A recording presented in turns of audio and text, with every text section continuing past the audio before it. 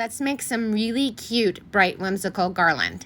I used our simple shapes. They come in a pack of 4, but they're 2 rounds and 2 squares, so I had to use 2 different packs.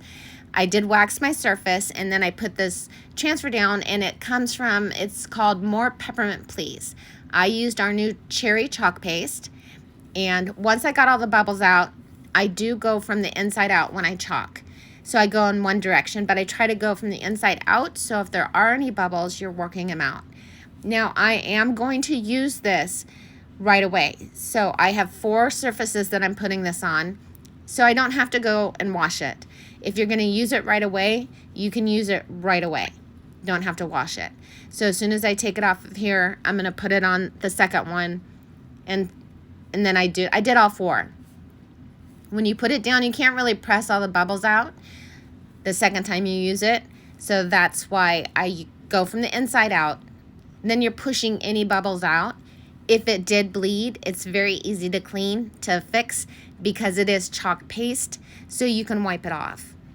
I usually like to wait till it dries, and then I can just scrape it off. So I did all 4 of those. And then once they were dry, I did glue some pipe cleaner Chanel stems to the back of them, because that's how we're going to put it on our garland. So I just used my Gorilla Glue and glued them right to the back of there. And then I made little curlicues. So I got these from Amazon last year. If you have red and white pipe cleaners, you can make your own that look like this. But when I bought mine, they look like this. And then I just twisted them around a paintbrush, and I twisted them really tight. And I made 6 of them. So there's 6 pipe cleaners, but I also made 6 bunches. Once they were all curlicued, I just gathered them at the bottom, and then I just twisted a pipe cleaner around the bottom of them to keep them together, and then also that's what we're going to use to tie it onto the garland. I did add a little red bell to the top of each Chanel stem. It makes it really whimsical, right? And then I just pulled them up a little bit to make them a little bit springier. And voila, I did that 6 times. And then we're going to use my bow dabra and make a really big bow. Now, I made 3 really big bows and then 1 smaller bow. For the big bows, I used 5 different fabrics. I did dovetail them. And they're all 36 inches long, the ribbon. This is the bow dabra. A lot of you have asked me about this. Now, I know a lot of craft stores carry the bow dabra. I did get mine on Amazon, but it's a lifesaver. That's the DT tubing. I just love that. It makes it very whimsical. I love all the tubing. If you have one-sided ribbon, you're just going to want to twist it once you put it down into the bow dabra, and then the printed side comes up to the top.